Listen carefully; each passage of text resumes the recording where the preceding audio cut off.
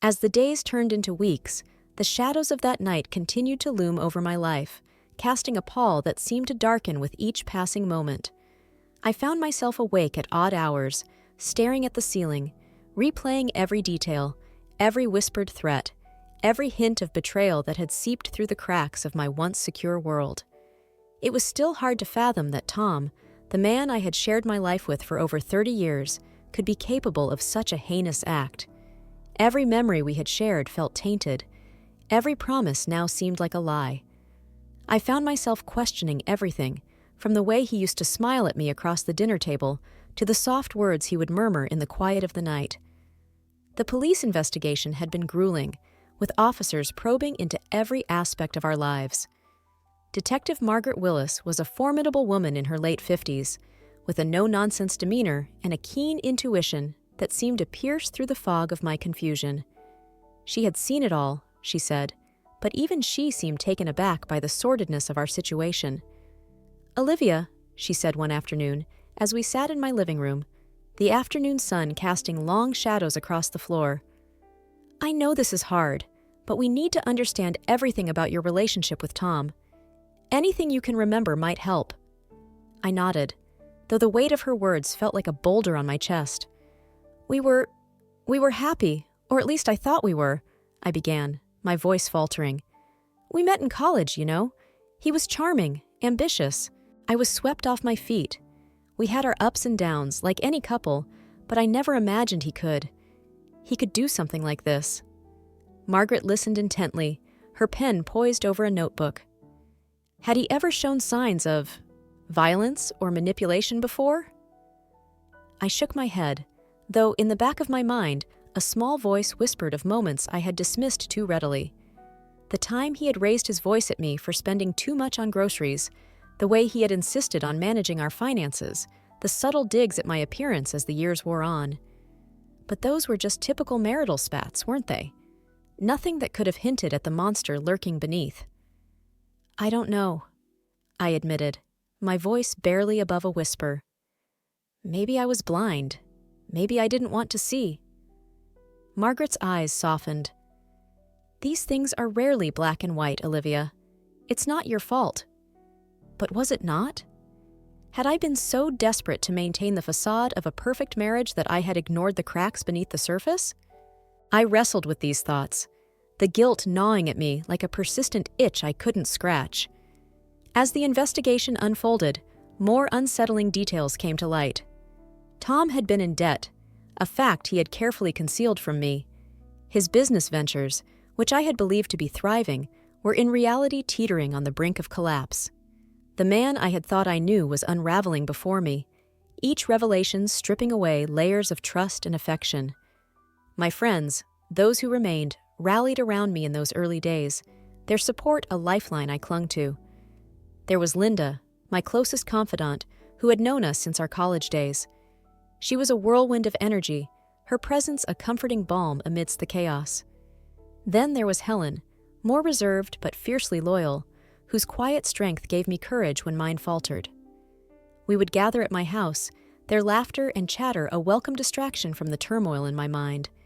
Yet, even among friends, I felt a sense of isolation, as though I was standing on the edge of a precipice, peering into an abyss that only I could see. One evening, as we sat sipping wine on the back porch, Linda turned to me, her expression serious. "Liv, you need to think about what's next. You can't let this destroy you." I knew she was right, but the path forward seemed shrouded in uncertainty. "I don't even know where to start, Lynn. Everything feels broken." "You start by taking care of yourself," Helen interjected, her voice gentle but firm. "You can't change what happened, but you can decide how you move on from here." Their words resonated with me, planting a seed of resolve in the barren landscape of my heart. I had always been resilient, a trait my mother had instilled in me from a young age. "Life will throw you curveballs," she would say, "but it's how you catch them that counts." In the quiet solitude of night, I began to piece together the fragments of my shattered existence. I started with small steps, reclaiming the parts of my life that had been overshadowed by Tom's betrayal. I returned to my pottery classes, the rhythmic motion of my hands shaping clay a meditative escape from the chaos in my mind. I reached out to old friends, those whose lives had drifted apart from mine over the years, finding solace in shared laughter and memories. It was during one of these classes that I met Arthur, a widower with a gentle demeanor and eyes that seemed to hold a lifetime of stories. He was a regular at the studio, his sculptures reflecting a depth of emotion that resonated with my own turbulent heart. We struck up a friendship, our conversations flowing easily as we worked side by side. Arthur was a man of few words, but there was a kindness in his presence that soothed the raw edges of my soul. He listened without judgment, offering insights that often left me pondering long after our conversations had ended. "You know," he said one afternoon as we sat on the studio's sunlit patio, "life has a way of testing us, pushing us to places we never imagined we'd go. But it's in those moments that we find out who we really are." His words struck a chord, echoing the sentiments I had been grappling with since the night of the kidnapping. Who was I without Tom? Without the identity I had built around our marriage? The questions were daunting, but slowly I began to find answers within myself. As the days turned into months, I found a new rhythm to my life, one that was not dictated by the whims of another. I learned to savor the small joys, the simple pleasures that had been overshadowed by the tumult of recent events. A walk in the park, the scent of fresh flowers in the garden, the laughter of children playing in the distance. These became my anchors, grounding me in the present. And yet, beneath the surface, the specter of Tom's betrayal lingered, a constant undercurrent that refused to be silenced. The investigation continued, each new revelation a reminder of the life I had once known, now irrevocably altered. It was during one of these updates from Detective Willis that I learned of Tom's most recent betrayal. He had not only orchestrated my kidnapping, but had also been siphoning money from our joint accounts, funneling it into offshore deposits under a pseudonym. The magnitude of his deceit was staggering, leaving me reeling from the depths of his duplicity. "Olivia," Margaret said, her voice tinged with a mixture of sympathy and determination, "we're doing everything we can to bring him to justice, but I need you to be prepared for the possibility that this could take time." Time. It was a commodity I had in abundance, yet it felt like an enemy, stretching interminably before me, its passage marked by the steady beat of my own heart. I longed for closure, for a resolution that seemed perpetually out of reach. In the meantime, I focused on rebuilding my life, one day at a time. The journey was fraught with challenges, each step forward accompanied by the ghosts of what had been. Yet, amid the struggle, there was a growing sense of empowerment, a realization that I was stronger than I had ever given myself credit for. The road ahead was uncertain, and the scars of betrayal ran deep, but I was determined to forge a new path, one that was defined not by the actions of others, but by my own resilience and strength. In the quiet moments of reflection, I found a semblance of peace, a whispered promise of healing that carried me forward into the unknown. As I sat in the dimly lit room, the shadows playing tricks on my weary eyes, I could feel the weight of the world settling heavily on my shoulders. The events of the past few weeks had unfolded with such a surreal intensity that I often found myself questioning the very fabric of my reality. It was as though life itself had conspired to unearth the buried secrets of my marriage, revealing the rot that lay beneath the surface of what I had once believed to be a solid foundation. My name is Margaret, though most people call me Maggie, a name that once felt like a gentle caress, but now hung around my neck like a leaden reminder of everything I had lost. I had been married to Richard for over 30 years, a lifetime really. Our marriage was, by all outward appearances, one of stability and mutual respect. Richard had always been the more pragmatic one, his career in finance demanding a sharpness that sometimes bled into our personal life. But I had loved him deeply, or at least the version of him I thought I knew. The unraveling began on an otherwise ordinary Tuesday afternoon. I had been running errands, the usual circuit of grocery store, dry cleaners, and the post office, when I noticed a black sedan trailing a few car lengths behind me. At first, I dismissed it as mere coincidence, but as the hours wore on, the unsettling feeling of being watched grew stronger. The sedan was there as I parked outside the small cafe where I met my friend Linda for lunch, and again as I drove home later that day. Linda had been my confidant for years. A retired schoolteacher with a no-nonsense approach to life, she was one of the few people who could see through the veneer of my marriage. As we sat sipping our coffees, her sharp eyes caught my distracted glances toward the street. "You seem jittery today, Maggie," she remarked, her voice tinged with concern. "Is everything all right?" I forced a smile, brushing off her question with a wave of my hand. "Just a bit on edge, probably too much caffeine," I replied, though the truth was lodged in my throat like a stone. Linda nodded, but I could tell she wasn't convinced. The feeling of being followed persisted over the next few days, no matter where I went. The dark sedan was always there, a silent sentinel shadowing my every move.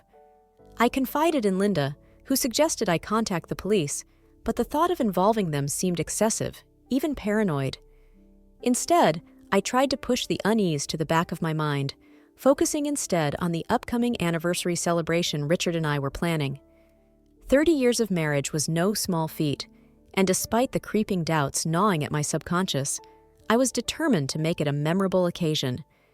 It was only when I received the call from the private investigator that the pieces began to fall into place. The man on the other end of the line introduced himself as Carl, his voice carrying the weight of someone who had seen too much of the world. He claimed to have information about my husband, information that would change everything I thought I knew. Skepticism battled with curiosity as I agreed to meet him. We arranged to meet at a small diner on the outskirts of town, a place that promised anonymity under the guise of greasy burgers and cheap coffee. As I sat across from him, Carl's presence was both reassuring and unnerving. He was a man of few words, but his eyes spoke volumes. "You might want to brace yourself, Mrs. Thompson," he began, his tone gentle yet firm. "What I'm about to tell you isn't easy to hear." I nodded, my heart pounding in my chest like a caged bird. "Go on," I urged, my voice barely above a whisper. Carl leaned in, his expression grave. "Your husband hired someone to keep tabs on you, to follow you around. But it's more than that. There are plans to have you taken." The room seemed to tilt, my stomach churning with disbelief. "Taken?" I echoed, the word foreign and absurd. "What do you mean?" He hesitated, choosing his words with care. "Kidnapped, Mrs. Thompson. Your husband is orchestrating your kidnapping." I recoiled, the world around me blurring into a haze of noise and confusion. How could this be possible? Richard, the man I had shared my life with, planning something so sinister? It was unfathomable. Yet, as Carl laid out the evidence, piece by piece, the truth became undeniable. Bank transactions, phone records, even witness testimonies, all pointed to a betrayal so deep it felt like a physical wound. The drive home was a blur. My mind raced with 1,000 questions, none of which had easy answers. Why would Richard do this? What had I ever done to deserve such a fate? The man I had trusted implicitly had become my greatest adversary, a stranger wearing the familiar face of my husband. That night, I lay awake in bed, the vast emptiness beside me a stark reminder of the chasm that had opened between us. Richard had left earlier for a business trip, or so he claimed, leaving me with nothing but the echoes of our fractured life together. I replayed every conversation, every moment we had shared, searching for signs I might have missed, clues that could have foretold this betrayal. But there was nothing, only the hollow realization that I had been living a lie. In the days that followed, I grappled with the enormity of what I had learned. I oscillated between anger and despair, my emotions a turbulent sea threatening to drown me. Linda was my anchor, her unwavering support a lifeline I clung to desperately. She urged me to take action, to protect myself from whatever machinations Richard had set in motion. With her encouragement, I contacted an attorney, a sharp-witted woman named Sylvia, whose reputation for tenacity preceded her. As I sat in her office, recounting the sordid details of my husband's betrayal, I felt a flicker of resolve igniting within me. Sylvia listened intently, her pen scratching across the notepad with purpose. "We need to gather evidence," she said, her voice calm and steady. "If what you've been told is true, we can build a case against him, but we need to act quickly." I nodded, the path ahead daunting yet necessary. I had spent too long in the shadows of my marriage, allowing Richard's actions to dictate my life. It was time to reclaim my narrative, to take back the power that had been stripped from me. The weeks that followed were a blur of legal proceedings and clandestine meetings. With Sylvia's guidance and Carl's continued investigation, we pieced together the puzzle of Richard's betrayal. Each revelation was a knife to the heart, yet with each cut, I felt a strange sense of liberation. For the first time in years, I was seeing clearly, the scales of love and loyalty falling from my eyes. But the path to justice was fraught with danger. The men Richard had hired were still out there, lurking in the shadows, their intentions as dark as the secrets that had bound us together. I knew I had to be vigilant, to stay one step ahead of the trap that had been set for me. As I navigated this new reality, I began to see Richard for who he truly was, a man driven by greed and ambition, his love for me eclipsed by his own self-interest. It was a bitter pill to swallow, yet it was one I needed to face head-on. For too long, I had been a passive participant in my own life, letting others dictate my path. Now, it was time to chart my own course, to find strength in the face of adversity, and to rise above the betrayal that had once threatened to destroy me.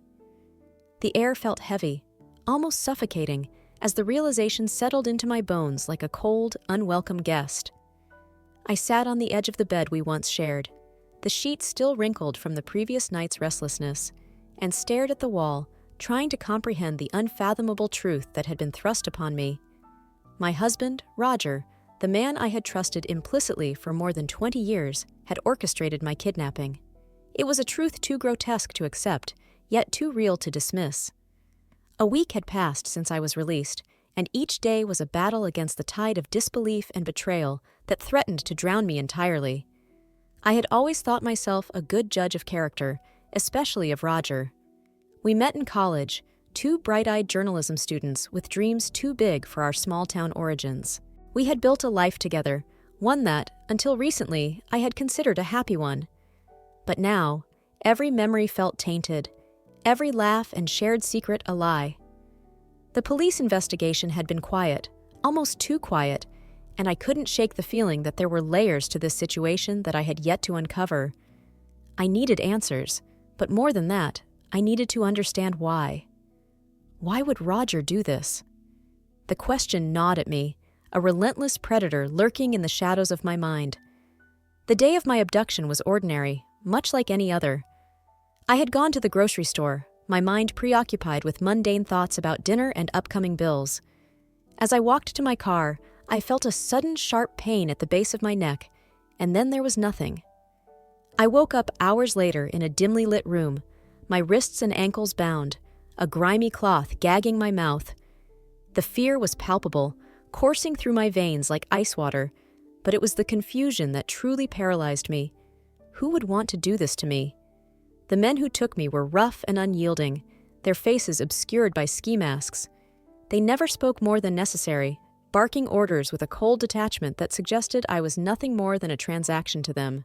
I quickly learned to comply, to keep my head down and my mouth shut, hoping that compliance would expedite my release. When they finally let me go, blindfolded and disoriented, it was in an area I didn't recognize.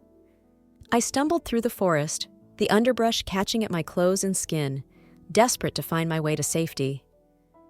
Hours later, I emerged onto a road and flagged down a passing car. The driver, a kind elderly man named Harold, took me to the nearest police station, his voice soothing and steady despite my frantic state. The police were cautious, their questions probing but gentle. They seemed skeptical, as if the details of my story were too bizarre to be true. Still, they promised to investigate, and I held on to that promise as if it were a lifeline. It was during the second interview with Detective Karen Mallory that I first heard the name Roger associated with my abduction. I remember the moment with crystalline clarity. Her eyes were steady on mine, filled with a sympathy that bordered on pity. "Your husband's financial records show some irregularities," she said, her voice carefully measured. "There were large sums of money withdrawn in the weeks leading up to your kidnapping. We believe he may have been involved." The words were like a punch to the gut, knocking the air from my lungs. I stared at her, my mind scrambling to reject the notion. But as she laid out the evidence, the phone records, the bank statements, the witnesses who had seen him with men fitting the description of my captors, the truth became inescapable. Roger was involved. My Roger. In the days that followed, I withdrew from the world, retreating into myself as I tried to process the betrayal. Friends and family called, their voices a mixture of concern and curiosity, but I couldn't bear to speak to anyone. My sister, Linda, was the only one I allowed into my self-imposed isolation, her presence a balm to my aching soul. She stayed with me, cooking meals I barely touched, and filling the silence with stories of her life, her children, anything to distract me from the hollow ache in my chest. One evening, as the sun dipped below the horizon, painting the sky in hues of orange and pink, Linda and I sat on the porch, the cool breeze a welcome relief from the day's heat. I sipped my tea, the warmth a comforting presence in my hands. "Have you talked to him?" Linda asked, her voice gentle but probing. I shook my head, the thought of confronting Roger sending a shiver down my spine. I don't know what I'd say. I can't even begin to understand why he would do this to me, to us. Linda placed a comforting hand on my arm. "You need closure, Beth. You can't move forward until you face him." Her words echoed in my mind long after she had gone to bed. She was right, of course. I needed answers, and the only person who could give them to me was Roger. But the thought of seeing him, of looking into the eyes of the man I once loved, and finding a stranger staring back at me, was terrifying. The following morning, I gathered my courage and dialed Roger's number. My heart pounded in my chest as the phone rang, each tone stretching into an eternity. He answered on the third ring, his voice familiar yet foreign. "Beth," he said, his tone a mix of surprise and apprehension. "Roger," I replied, my voice steady despite the turmoil swirling within me. "We need to talk." We arranged to meet at a small cafe on the outskirts of town, a place far enough from prying eyes yet public enough to make me feel safe. As I sat at the window, nursing a cup of coffee, I wondered how I would find the strength to face him, to hear the reasons behind his betrayal. When he finally arrived, I was struck by how unchanged he appeared. He was the same tall, handsome man I had married all those years ago, his dark hair now peppered with gray, his eyes a stormy blue. Yet, as he approached, there was a hesitation in his step, a vulnerability I had never seen before. "Beth," he said again, sliding into the seat across from me. There was a weariness in his voice, a heaviness that suggested he too had been carrying the weight of this secret. "Why, Roger?" I asked, cutting straight to the heart of the matter. "Why did you do it?" He looked down at his hands, his fingers twisting the wedding band on his finger. "I didn't want to hurt you," he began, his voice barely above a whisper. "I never wanted any of this." "Then why?" I pressed, the desperation creeping into my voice. "Why would you do something so monstrous?" He sighed, the sound heavy with regret. "I got in over my head, Beth. I made some bad investments, took some loans from the wrong people. They were going to hurt me, hurt us, if I didn't pay them back." The words hung in the air, their implications chilling. I tried to process what he was saying, to reconcile the man I knew with the one sitting before me. "So, you thought putting me in danger would solve your problems?" "No," he said quickly, his eyes meeting mine for the first time. "I thought they would just hold you for a while, until I could figure out a way to pay them back. I never imagined they'd—" He trailed off, the memory of what I had endured seeming to choke him. I sat back, the weight of his confession pressing down on me. I wanted to scream, to rage at him for his stupidity, his cowardice. But more than that, I wanted to understand how the man I had loved could have become so lost, so desperate. "I'm sorry, Beth," he said, his voice breaking. "I'm so sorry." I wanted to believe him, to find some solace in his apology, but the damage was done, the trust shattered beyond repair. As I looked at him, I realized that the man I once knew was gone, replaced by a stranger whose choices had forever altered the course of our lives. As I left the cafe, my heart heavy with the burden of his betrayal, I knew that this was not the end. There were still questions to be answered, truths to uncover. But for the first time since my ordeal began, I felt a flicker of determination, a spark of resilience. I would find a way to rebuild my life, to find peace amidst the chaos. And perhaps, in time, I would find a way to forgive the man who had torn my world apart. In the weeks leading up to the unimaginable, life had felt so ordinary. Just a series of days, strung together with the mundane rhythm of routine. I had been married to Greg for 28 years. We were the kind of couple people called solid, with a life that looked, from the outside, enviably stable. But beneath the surface, there were fissures. They were the kind that start small, unnoticed, and then, given the right conditions, split wide open. I remember the morning I first sensed something was amiss. It was a Thursday. I was simmering soup on the stove, the rich aroma of chicken and herbs filling the kitchen when Greg walked in. There was a stiffness to his movements, a distracted quality to his greeting.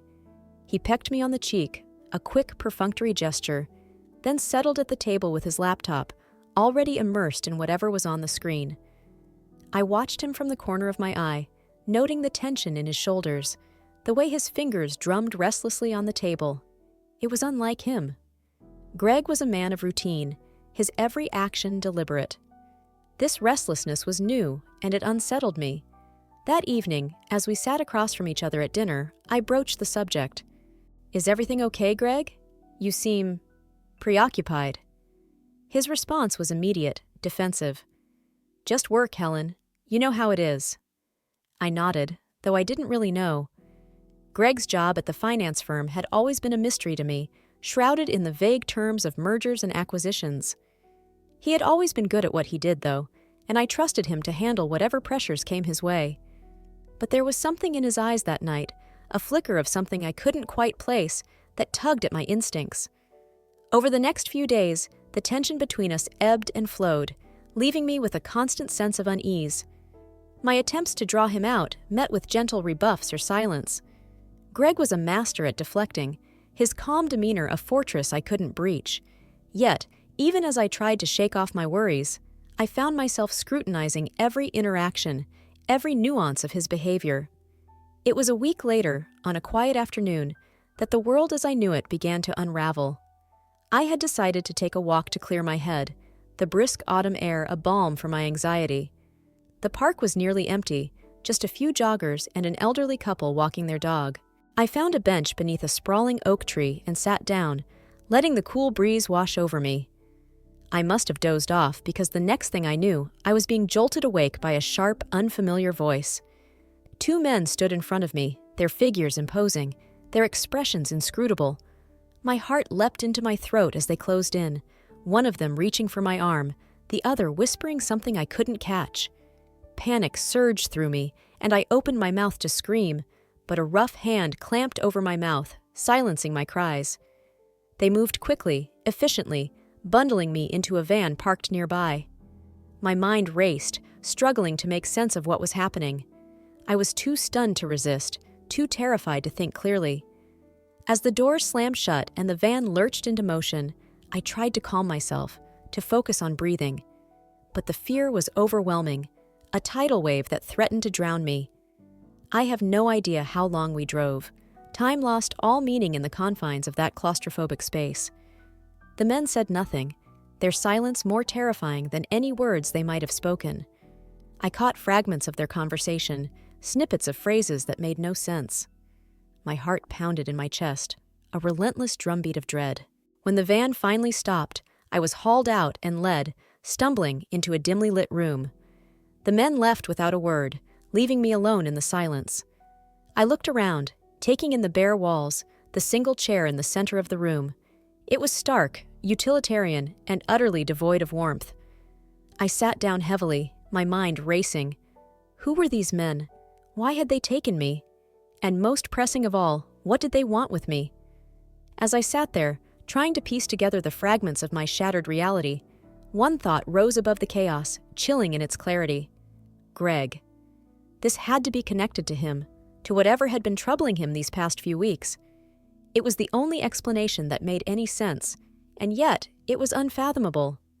Greg, my husband, the man I had shared my life with for nearly 3 decades, could not possibly be involved in something like this. Could he?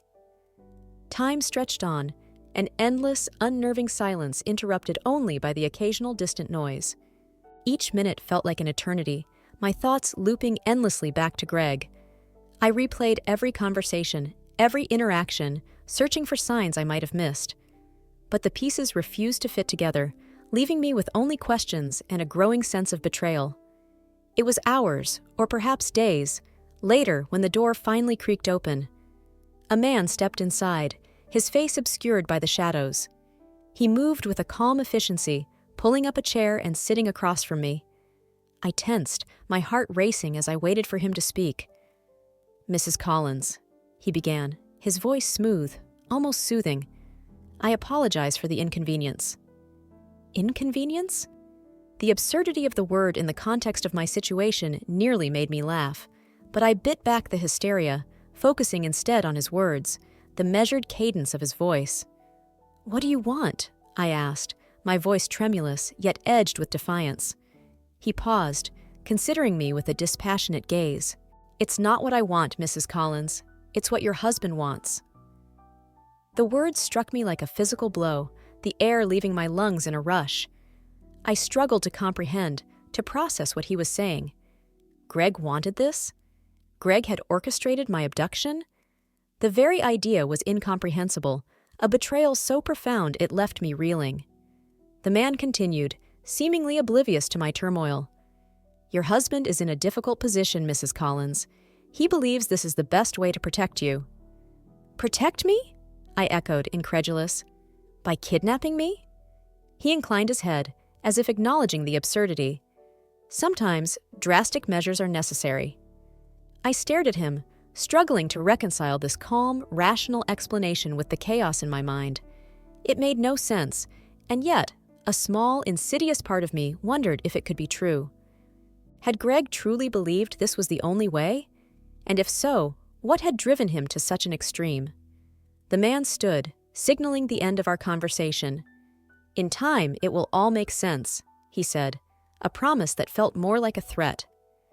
As the door closed behind him, leaving me once more in the silence, I was left with nothing but my thoughts and the chilling realization that my life, as I had known it, was over. I had been thrust into a nightmare of betrayal, a web of lies and deceit that threatened to consume me. And in the midst of it all, the question that loomed largest of all: how well did I really know the man I had married? When I first heard the muffled footsteps approaching my room, I thought perhaps it was Edward returning earlier than expected. The sound was as familiar as the worn hardwood floors of our old house, creaking under the weight of familiarity. But the moment the door swung open, the familiar was replaced with a chilling uncertainty. The men who entered were strangers, their faces obscured by shadows, their intentions hidden behind their silence. It was a Tuesday, or perhaps a Wednesday, I can't quite recall. The days had blurred together since Edward's business trips had become more frequent, more consuming. I had made peace with his absences, convincing myself that the sacrifices were for our future, a future we had meticulously planned. But as I was forcibly ushered from my home, a place once filled with laughter and warmth, I realized that the foundation of our plans was beginning to crack. They took me to an unknown location, my mind racing with questions and fears. The car ride was a blur of darkened streets and whispered conversations, none of which I could make out. I tried to focus on the details, anything that would anchor me to reality: the scent of the leather seats, the cold air biting at my skin, the rhythmic hum of the engine. But my thoughts were as restless as my heart, each beat echoing a silent plea for understanding. When we finally stopped, I was led into a dimly lit room, sparsely furnished, the walls bare and unwelcoming. The men left me there, alone with my thoughts, my confusion. The silence was oppressive, a stark contrast to the chaos in my mind. I sat on the edge of a narrow bed, trying to piece together the fragments of my reality. Why was this happening? Who were these men? And most hauntingly, where was Edward? As the hours stretched into an eternity, I clung to hope, the one thing that they couldn't take from me. I thought about Edward, how he would come to my rescue, how he would make sense of this nightmare. But as time wore on, hope turned to doubt, and doubt to suspicion. Every memory of Edward seemed tainted by the whisper of betrayal. I recalled the hushed phone calls, the mysterious late-night meetings, the slight evasions in his eyes when questioned. Was it possible that the man I loved, the man I had built a life with, was somehow involved in this? My thoughts were interrupted when a woman entered the room. She was older, with a kind face that seemed out of place in such a setting. Her name was Margaret, and she was, as I would come to learn, the keeper of this strange prison. There was a gentle authority about her, a quiet strength that both comforted and intrigued me. Margaret brought me meals, spoke to me in soft, measured tones, and never once treated me as a prisoner. It was as if she saw beyond my predicament, understanding the turmoil within me. Over time, she became my reluctant confidant, a bridge between my old life and this bewildering new reality. I found myself confiding in her, sharing bits and pieces of my life, my fears, my suspicions. One evening, as the sun dipped below the horizon, casting long shadows across the room, I asked the question that had been burning in my mind. "Margaret, do you know why I'm here?" She hesitated, her eyes meeting mine with a mixture of empathy and reluctance. "It's not my place to say," she replied, her voice tinged with regret. "But you must trust that things are not always as they seem." Her words, though cryptic, struck a chord within me. I realized that the truth was a mosaic, composed of fragments I had yet to discover. And so, I resolved to find those pieces, to unravel the mystery that had ensnared me. As the days turned into weeks, I began to notice the subtle shifts in Margaret's demeanor, the way she seemed to be wrestling with her own conscience. It was a small comfort, knowing that I wasn't alone in my confusion. And yet, the knowledge that she was withholding something crucial gnawed at me, fueling my determination to uncover the truth. One evening, as we shared a quiet dinner, I pressed her once more. "Margaret, please, I need to know. Is Edward involved in this?" She paused, her fork hovering mid-air, before setting it down with a sigh. "I don't have all the answers, but I can tell you this. Trust your instincts. They've brought you this far, haven't they?" Her response, though indirect, was enough to ignite a spark of resolve within me. I realized that my instincts, the very ones I had doubted, might be my only ally in this labyrinth of uncertainty. I began to piece together the fragments of my past, the moments that had seemed insignificant at the time, but now took on new meaning. I recalled Edward's business trips, the ones that always seemed to coincide with important events in our lives. I remembered the way he would dismiss my concerns, offering vague reassurances that now felt hollow. And most tellingly, I remembered the recent changes in his demeanor, the way he seemed to be carrying a burden that he refused to share. With each revelation, the walls of my captivity seemed to close in, pressing down with the weight of betrayal. Yet, amidst the darkness, a flicker of hope remained.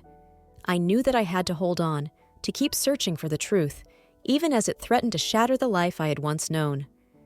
As the days continued to pass, I found solace in the quiet moments, the times when Margaret would sit with me, sharing stories of her own life.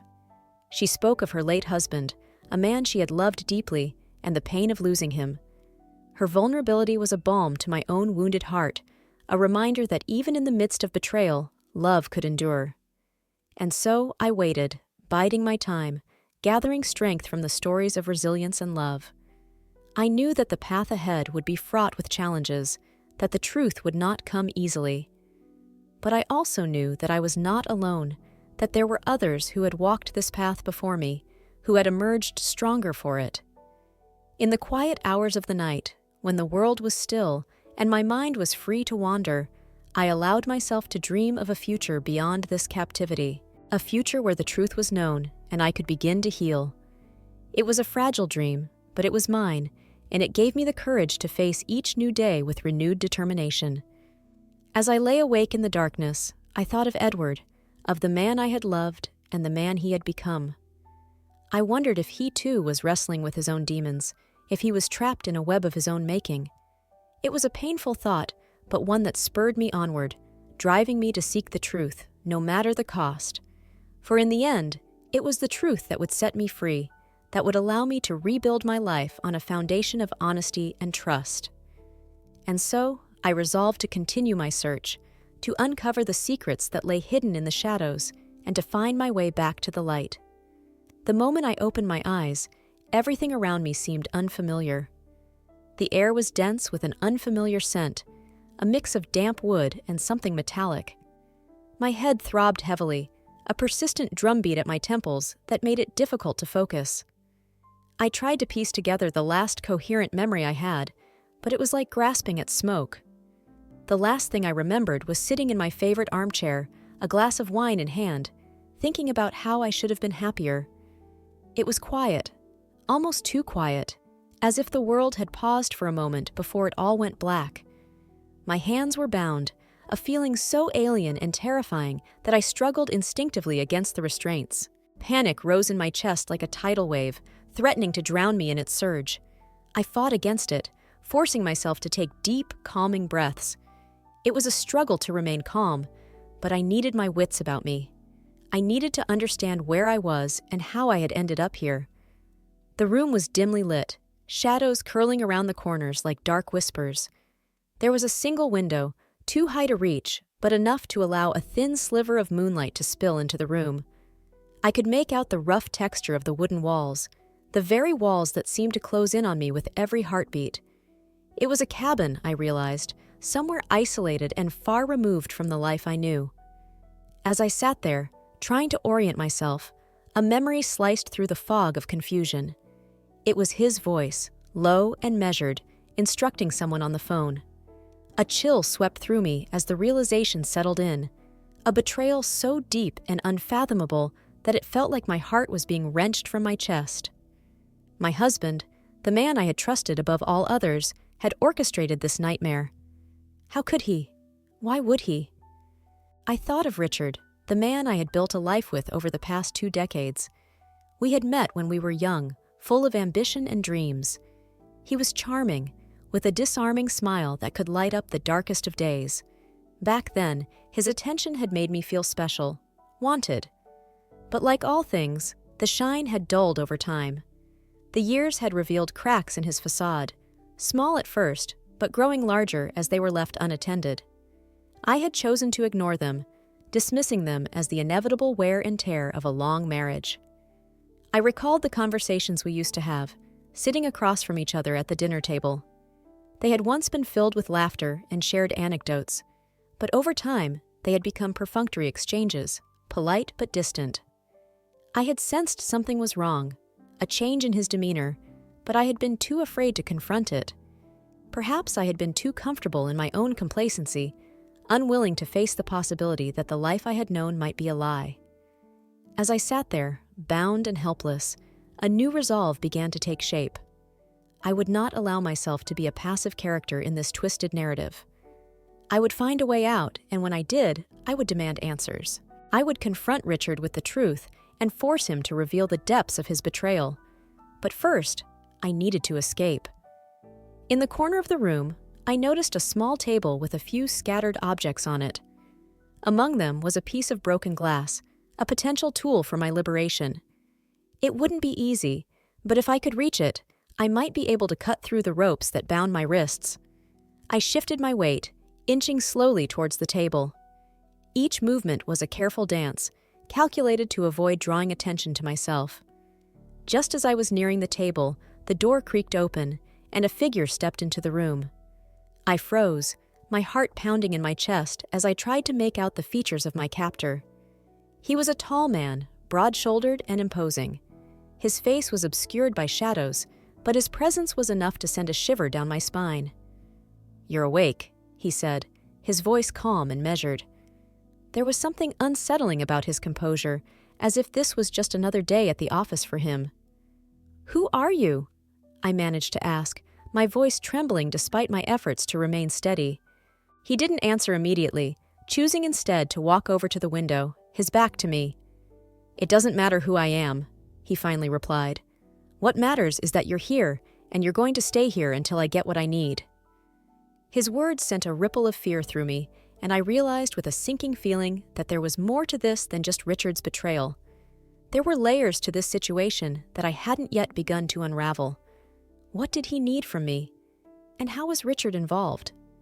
I knew I needed to play my cards carefully. I couldn't afford to antagonize him or reveal too much about what I knew.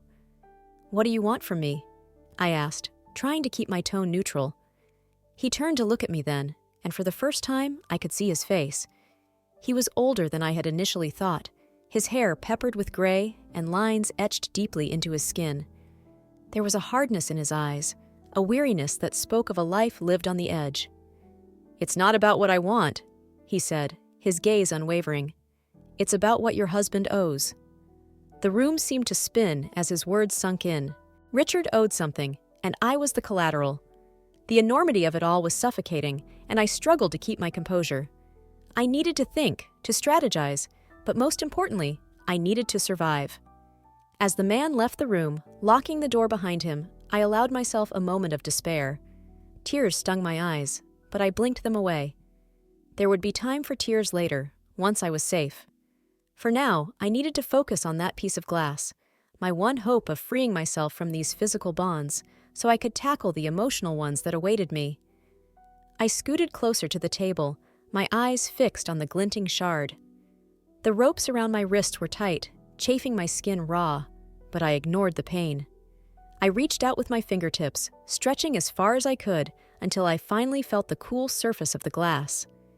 Carefully, I maneuvered it into my grasp, holding it steady as I began to saw at the ropes with deliberate precision. Minutes felt like hours as I worked, the fibers slowly giving way under the relentless pressure. When the final strand snapped, I bit back a cry of relief, knowing that the real battle had only just begun. My wrists were sore and raw, but the sensation of freedom was invigorating. With my wrist free, I turned my attention to the window. It was a long shot, but if I could reach it, maybe I could find a way out. I stood slowly, testing my legs, which were stiff and unsteady from being immobile for so long. Each step was a tentative shuffle, my eyes darting to the door every few seconds, half expecting it to swing open and for my captor to return. The window was just out of reach, but there was a chair nearby. I dragged it over, the sound of wood scraping against wood loud in the otherwise silent room. Climbing onto the chair, I peered out into the night. The landscape was a sea of trees, stretching endlessly into the darkness. It was both daunting and liberating, the knowledge that I was far from help, but also far from my captors. I pushed the window open, the hinges creaking in protest. Cold night air rushed in, biting at my skin but invigorating in its freshness. I hesitated for a moment, the enormity of what I was about to do settling heavily on my shoulders. But there was no turning back now. I had to take this chance, however slim it might be. Climbing through the window was awkward and painful, but adrenaline pushed me forward. I landed in a crouch, the ground damp and uneven beneath my feet. The forest loomed around me, a labyrinth of shadows and secrets, but I had no choice. I had to move, to put distance between myself and the cabin, to find safety and answers. With a deep breath, I plunged into the woods, the branches clawing at my skin like skeletal fingers. Fear propelled me forward, each step a reminder of the stakes, of the betrayal that had landed me here. I didn't know where I was going, only that I had to keep moving, to stay ahead of the danger that lurked behind me. My journey had only just begun, and I was determined to see it through to the end. The morning light filtered through the sheer curtains, casting a muted glow over the room. It was the sort of morning that whispered promises of peace, a gentle balm to the chaos that had become my life. But peace was as elusive as the truth I was desperately seeking. Lying in bed, I listened to the rhythmic tick of the wall clock, each second marking time in this new reality I had yet to fully understand. The events of the past few weeks sat heavily on my chest, as if they were stones I carried in my heart. My husband, Richard, had been my partner for over 30 years. He was the man with whom I had built a life, raised children, and shared countless dreams. The notion that he could orchestrate something as heinous as my kidnapping was unfathomable. Yet, the evidence was irrefutable. I thought back to that night, the memory still vivid and raw. I had been returning home from an evening with my book club, a small circle of friends who had become my sanctuary. We were all women of a certain age, bonded by literature and the shared experience of life's trials. As I exited my car, a chill ran down my spine, an inexplicable sense of foreboding. I dismissed it as paranoia, perhaps the lingering effects of the suspense novel we had discussed. But as I approached the front door, shadows detached themselves from the night. Before I could react, strong arms encircled me. A rag soaked in something acrid pressed against my face. My screams were swallowed by the darkness, and I slipped into a void. When I awoke, I was in a dimly lit room, its only furnishings a rickety chair and a small barred window. The air was thick with mustiness, and fear gnawed at my insides. Days bled into nights, time losing its meaning. The faces of my captors were always masked, their voices intentionally distorted. They spoke little, their intentions unclear. It was a nightmare crafted with precision, designed to keep me teetering on the edge of sanity. The realization that Richard, my Richard, was behind it all came slowly. A series of breadcrumbs I followed through the fog of confusion. I overheard snippets of conversations, a name mentioned here, a detail there. Richard had always been meticulous, his business acumen sharp and calculating. But what business did he have with these men? And why would he orchestrate such a betrayal? I returned home after what felt like an eternity, physically unharmed but emotionally shattered. Richard was there, his expression a carefully crafted mask of concern. He played the role of the worried husband with Oscar-worthy conviction, his lies wrapped in affection and reassurance. I wanted to believe him, to let him hold me and whisper that everything would be all right. But suspicion had already planted its seed, and trust was a wilted flower in my heart. In the days that followed, I became a detective in my own life, piecing together fragments of conversations, scrutinizing Richard's every move. I found solace in small, mundane tasks: cooking, gardening, reading. They anchored me, providing a semblance of normalcy amidst the chaos. My friends noticed the change in me, their eyes filled with questions they dared not voice. One afternoon, as I sat with Helen over coffee, her probing gaze lingered on my face. Helen was a woman of quiet strength, her life etched with the wisdom born from hardship. She had lost her husband to illness years ago, yet had emerged resilient and full of grace. Her friendship was a tapestry of shared experiences and unspoken understanding. "Anna," Helen said softly, her voice slicing through the comfortable silence. "Are you sure you're all right? You've seemed different." I wanted to tell her everything, to lay bare the tangled mess of my life. But the words were trapped in my throat, held captive by fear and shame. Instead, I offered her a smile, a fragile facade that crumbled the moment I was alone. My investigation led me to Richard's office, a sterile place filled with the scent of leather and polished wood. It was there, amidst the chaos of papers and forgotten memorabilia, that I found the first tangible piece of evidence. A ledger tucked away in a locked drawer, its pages filled with transactions that painted a picture of deceit and betrayal. There were payments to names I didn't recognize, amounts that made no sense for a man of Richard's supposed integrity. My mind raced, each discovery a blow to the foundation of my marriage. I confronted Richard that evening, the ledger clutched in my trembling hands. He laughed, a sound devoid of humor or warmth. His mask slipped, revealing a stranger beneath the familiar features of the man I loved. "You were never supposed to find that, Anna," he said, his voice a chilling calm. "But now you know, and there's no turning back." His confession was a dagger, each word twisting deeper into the wound. He spoke of debts and desperation, a failing business empire that had driven him to desperate measures. The kidnapping had been a ruse, a ploy to extract ransom money from investors. It was a plan born of desperation, executed with cold precision. In that moment, I saw Richard for what he truly was, a man blinded by ambition and greed, willing to sacrifice everything for the illusion of success. The betrayal was complete, the remnants of our life together shattered beyond repair. As I sat in our darkened living room, the shadows seemed to close in around me. The woman I had been was gone, replaced by someone I barely recognized. But amidst the ruins, a spark of resilience flickered.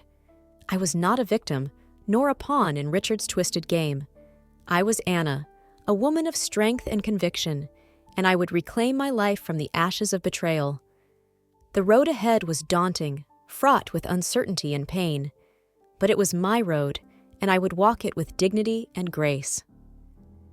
The morning sun filtered gently through the sheer curtains, casting a soft glow in the room that I had always found comforting. It was my sanctuary away from the world, a place where I could breathe deeply and feel at peace. But peace was the last thing I felt now. I sat on the edge of the bed, clutching my phone with a grip that was too tight, my knuckles white with tension. The email was still open, its words blurring together as I read them for what must have been the 100th time. Be prepared, it's happening soon. The message was brief, cryptic, but I knew exactly what it meant. It was the final confirmation of my worst fears. The betrayal I had sensed lurking in the shadows for months was now stepping into the light, and it was wearing my husband's face. My heart pounded in my chest, a relentless drumbeat that threatened to drown out all rational thought. How had it come to this? I thought back to the early days of our marriage, when Richard and I had been truly happy. Or at least, I had been happy. I realized now that I had been blind, willfully so, to the cracks that had been forming between us. Richard had always been ambitious, his eyes constantly trained on the horizon, searching for the next opportunity. I admired that about him once. It was his drive and determination that had drawn me to him. But somewhere along the way, his ambition had turned into something darker, something insatiable. He became a man who measured his success in terms of power and control, and who saw people as pawns to be moved around on his personal chessboard. I had been one of those pawns. A chill ran down my spine, and I wrapped my arms around myself, trying to ward off the cold realization. If Richard had truly orchestrated this, then I was in more danger than I had ever imagined. The idea that the man I had shared my life with, the man I had loved, could plot something so sinister against me was almost too much to bear. But I couldn't afford to collapse under the weight of this betrayal. Not now, when I needed all my wits about me. I forced myself to think clearly, to plan. I needed to act quickly, to take control of the situation before it spiraled further out of my grasp. My first instinct was to confront Richard, to demand answers from him directly. But what if that made things worse? What if it only pushed him to accelerate his plans? I couldn't risk it. Instead, I decided to reach out to someone I could trust. My sister Laura had always been my confidant, my rock in turbulent times. She would know what to do. I picked up my phone, my fingers shaking as I dialed her number. The phone rang several times before she answered, her voice warm and familiar. "Hey, Claire, what's up?" "Laura," I said, my voice trembling despite my efforts to sound calm. "I need to talk to you. It's important." There was a pause on the line, and I could almost hear her concern growing. "What's wrong? You sound off." I took a deep breath, trying to steady myself. "It's Richard. I think he's planning something. Something bad." "Okay," she said, her voice now laced with urgency. "Where are you? Are you safe?" "For now, I think. I'm at home, but I don't know for how long." "Stay put. I'm coming over," she said, determination clear in her voice. "Don't do anything until I get there, okay?" I nodded, even though she couldn't see me. "Okay, please hurry." I hung up, my heart still racing but feeling a flicker of hope. Laura would help me figure this out. She always had a way of seeing things clearly, of cutting through the chaos to find a solution. I just hoped there was a solution to be found. While I waited for her, I paced the room, my mind racing with possibilities. Every sound, every creak of the house seemed amplified, each one making me jump. I couldn't shake the feeling that I was being watched, that Richard's plan was already in motion, and I was running out of time. Finally, the doorbell rang, and I hurried to answer it. Laura stood on the doorstep, her expression a mixture of worry and determination. She stepped inside, pulling me into a tight hug. "It's going to be okay," she murmured, holding me close. "We'll figure this out." Her presence was a balm to my frayed nerves, and I allowed myself a moment of relief. But the reality of the situation quickly settled back over me, heavy and suffocating. We sat down in the living room, and I showed her the email. She read it carefully, her brow furrowing with concern. "This is serious, Claire, but it doesn't make sense. Why would Richard want to hurt you?" I shook my head, frustration bubbling to the surface. "I don't know. I thought things were getting better between us. We had our problems, sure, but nothing like this." Are you sure it was him? Maybe someone else is trying to set him up? The thought had crossed my mind, but deep down, I knew the truth. It's him, Laura. I can feel it. There's been something off about him for months now. I just didn't want to see it. Laura sighed, her expression one of sympathy. Okay, we need to figure out what to do next. You can't stay here. It's not safe. What about the police? I suggested, though even to my ears, it sounded like a weak option. Involving the authorities would mean exposing everything, and I wasn't sure I was ready for that. Laura considered this, her lips pursed in thought. It might come to that, but let's not jump the gun. We need more information. Do you have any idea what his plan might be? I shook my head, feeling helpless. No, just that it's happening soon. All right, Laura said, her voice steady and reassuring. We'll figure this out together. But first, we need to get you somewhere safe. She was right, of course. I couldn't stay here, not with the threat looming over me. But the thought of leaving felt like admitting defeat, like conceding that Richard had won. As we gathered a few essentials, my mind spun with questions. What exactly had driven Richard to this? Was it money, power, or something else entirely? And most importantly, how had our marriage come to this point of no return? With a small suitcase in hand, Laura and I left the house, the place I had once called home now feeling like a stranger's. As we drove away, I couldn't help but glance back, a part of me hoping for some sign that it was all a terrible mistake. But there was nothing, just the cold, unyielding reality of betrayal. The road ahead was uncertain, fraught with danger and heartache. But with Laura by my side, I felt a glimmer of strength. We would face this together, uncover the truth, and somehow I would find a way to reclaim my life from the ashes of deceit. I remember the moment I realized that everything I thought I knew about my life was a carefully constructed illusion. It was a gray Tuesday morning, one of those days where the sky seemed to hang low, heavy with unshed rain. I was in the kitchen, sipping my tea, when the doorbell rang. I opened the door to find a man in a crisp black suit standing there, his expression unreadable. "Mrs. Donovan?" he asked, though it seemed more of a statement than a question. I nodded, feeling an inexplicable chill run down my spine. "I'm here to escort you," he said simply. "Escort me where?" I asked, trying to mask the sudden anxiety bubbling in my chest. "To a safe location," he replied with a hint of impatience, as if this were all very routine. I hesitated, glancing back inside where the morning sun cast long shadows on the kitchen floor.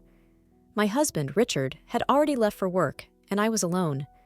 Something in the man's demeanor, his calm confidence, suggested I should comply. Yet, every instinct screamed against it. "Who sent you?"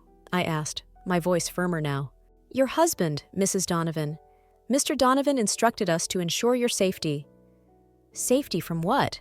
I wanted to ask, but the words stuck in my throat. I was on the verge of refusing when he added, "It's not safe to discuss details here, ma'am." The way he said it, with a quiet urgency, tipped the balance. Against my better judgment, I grabbed my coat and followed him to a sleek black car idling at the curb. As we drove, the cityscape blurred by, my mind racing with questions. Why hadn't Richard mentioned anything about this?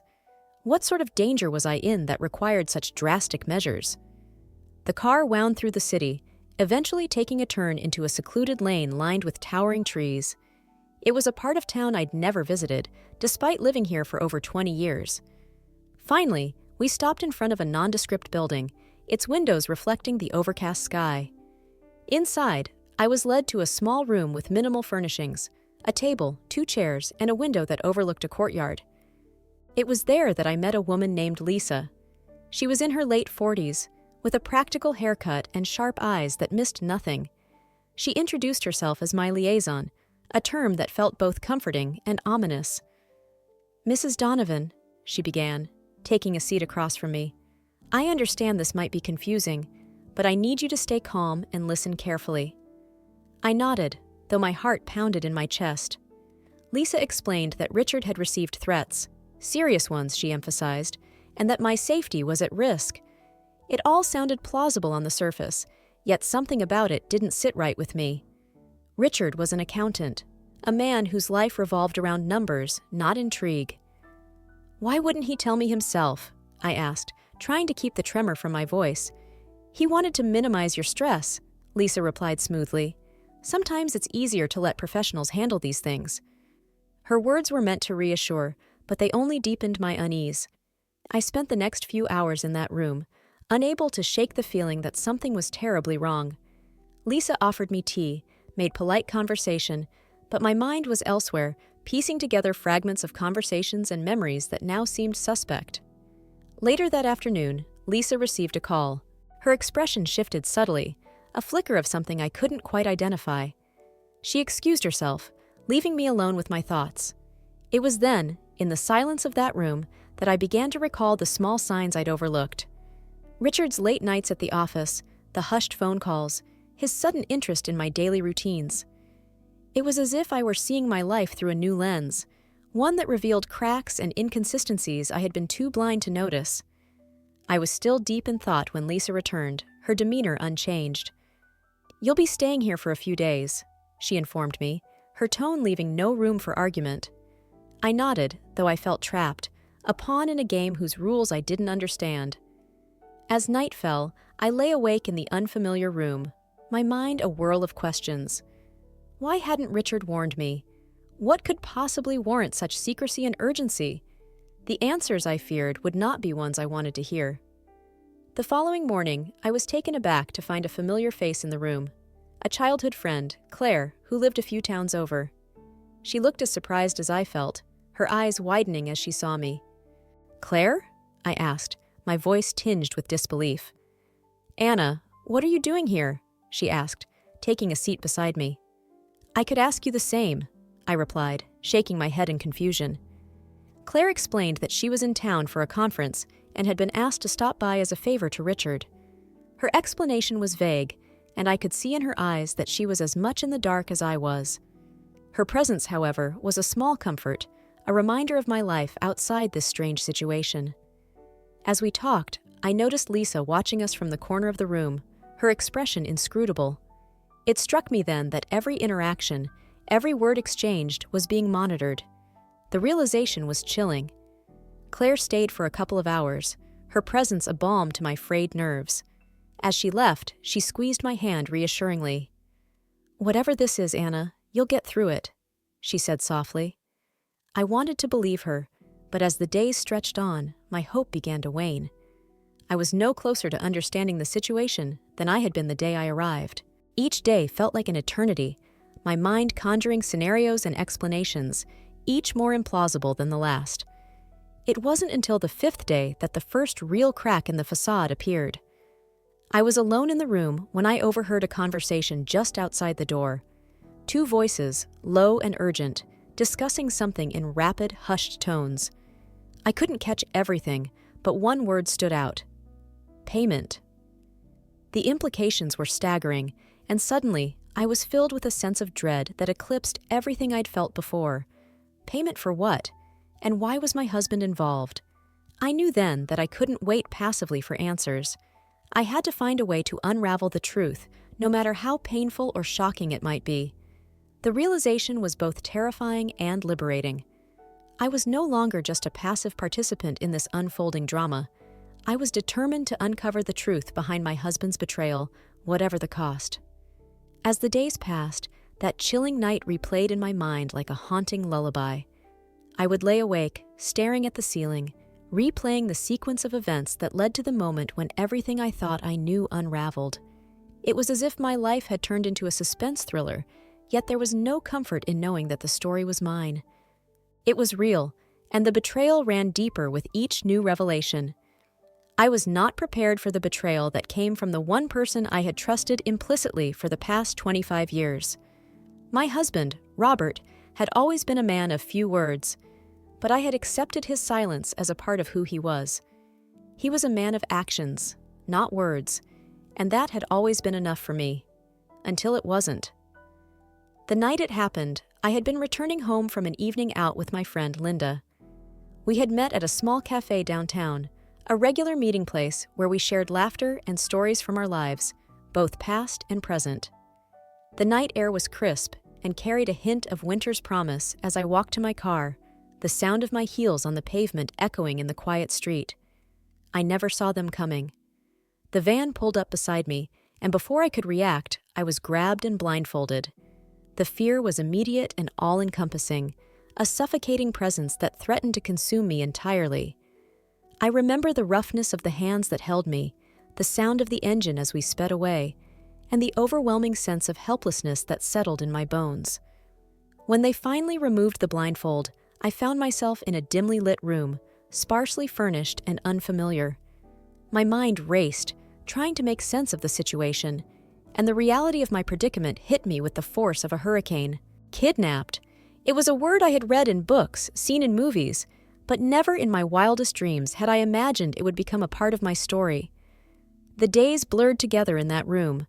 My captors were careful, methodical, and while they never hurt me, their presence was a constant reminder of my vulnerability. I was fed, allowed to use the bathroom, but beyond that, there was little interaction. The silence was both a blessing and a curse, giving me too much time to think, to question, to doubt. It was during one of these silent moments that I began to suspect Robert's involvement. The thought was like a thorn in my mind, impossible to remove once it had taken root. I recalled his recent aloofness, the late nights at the office, the hushed phone calls that ended abruptly when I entered the room.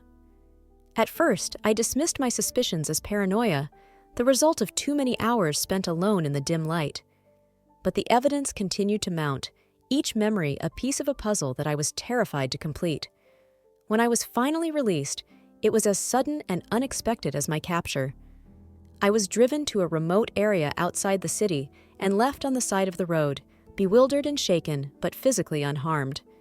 The relief of freedom was tempered by the gnawing uncertainty of what awaited me at home. Robert was there when I returned, his face a mask of concern and disbelief as I stumbled through the door.